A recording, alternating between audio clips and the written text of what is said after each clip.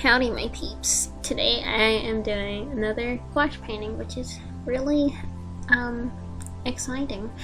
And this piece I decided to start it off digitally. It was kind of started off digitally. I had a sketch in a sketchbook that I liked, and I decided to tweak it on the computer so that I could use it for the painting. So that's why I started it out. And I also printed the sketch out on some watercolor paper, and then I traced it with a Prismacolor Verithin, which was not something that I've ever done. I got this idea from a YouTuber I've been watching these past few days. I can't remember the name of her channel, so I'll put it up on the screen somewhere. I've been watching her videos to help me kind of understand gouache more and to just see how other people use it, and I really like her videos, and that's where I got that idea from, and it worked really well, and I liked it. But anyway, so this picture right here was a lot for me to take on, considering the fact that I'm new to this medium. And I don't know why I decided to do a piece that was this big. Well, I know I decided to do it this big, but just like the elements in it, I don't know why I decided to do that with a medium I'm not familiar with, especially when it's the glowing effect that it did. I don't really know how to do that with other mediums that I'm familiar with, except for digital art, so I don't know why I decided to do that today, but it turned out okay, so it's fine. But there was just a lot going on today in the art department. Well, not just today, but just this week. I've just been kind of off of my game, I guess you could say, and I just haven't really been feeling just like motivated to paint and stuff. I did another gouache piece earlier this week, but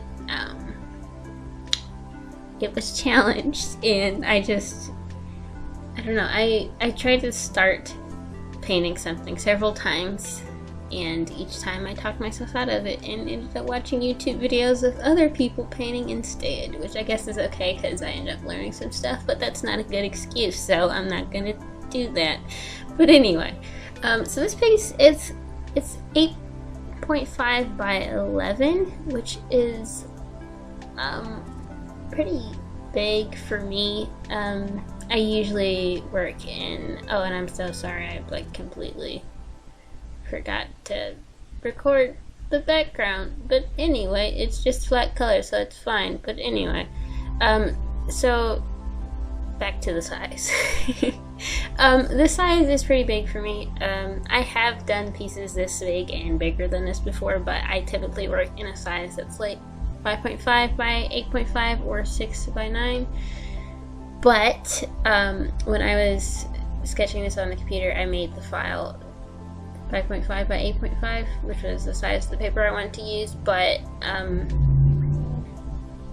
Jesus, what was that? Anyway, but the printer program or whatever would not let me print it at that size. I either had to go bigger or smaller than what I had intended, and for some reason I decided to go bigger. And I'm glad that I did, because I feel like a lot of things would have been lost if I had have done it smaller, or maybe just I would not have been able to get it as detailed in quotes if I had have done something smaller. So I am glad that I made that decision. So, you know, it worked out okay in the end, you know. I had a lot of fun working on this, and I can't say I really zoned out like I did last time, but I just enjoyed the process, you know. The most challenging thing for me was the glow effect that I did with the fish and the little blob things. Like I said, I don't really know how to do that with mediums that I'm familiar with, like watercolors and stuff. Well, I kind of know how to do it with watercolors, but I have difficulty with it because once you put down the dark color, it's on there, and good luck trying to lift that one. So when I'm painting like things like galaxies and stuff with watercolors, I find myself going, like, putting down too much dark color, and like I said, once that's down, you can't really do much with it. I mean, you could try to lift it, but it's pretty much just a lost cause at that point. But gouache, oh my goodness, it's just the perfect medium for this, it seems, because you can just layer it on top of itself and mix it with the layer underneath and like add a lighter color on top of a darker color, and it's just so cool. And the whole like putting water on it reactivates the bottom layer. It was a little annoying, but it was also, well, I just found a way to make that feature of the paint work with me. Especially on his tunic, because I forgot to leave a white space around the fish to like help me blend it out, but because I was able to reactivate the paint underneath, it was fine. So everything worked out okay, you know, it was nice. It's just this paint. Oh my goodness, this paint. I really, really like it. It's really nice, and the flat color that you can get from this is just insane, because I have trouble getting really, really flat wash with watercolor, because I just, sometimes I just don't mix enough color. And with this gouache, especially since I only have magenta, orange, and cyan, not orange, yellow and cyan as my mixing colors, I have to mix enough of a color, and I didn't really have as much trouble with that this time as I did last time. There were maybe like a couple colors that I didn't mix enough of, but I worked through it and it was fine. So yeah. Also, the Verithin pencil, I didn't really notice this last week. I guess I just noticed it this time because I was painting his skin, and his skin is like white. So the Verithin pencil reactivated with, not reactivated, it was never activated, but it just, the water activated it, I guess.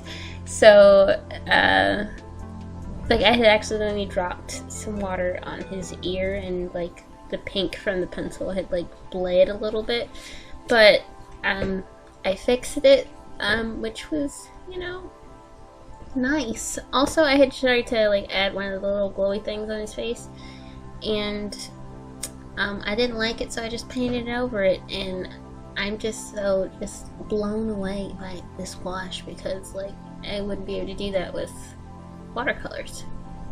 With watercolors, I would just have to deal with what I had done and live with my decisions, but with gouache I can forget the decisions that I make, which is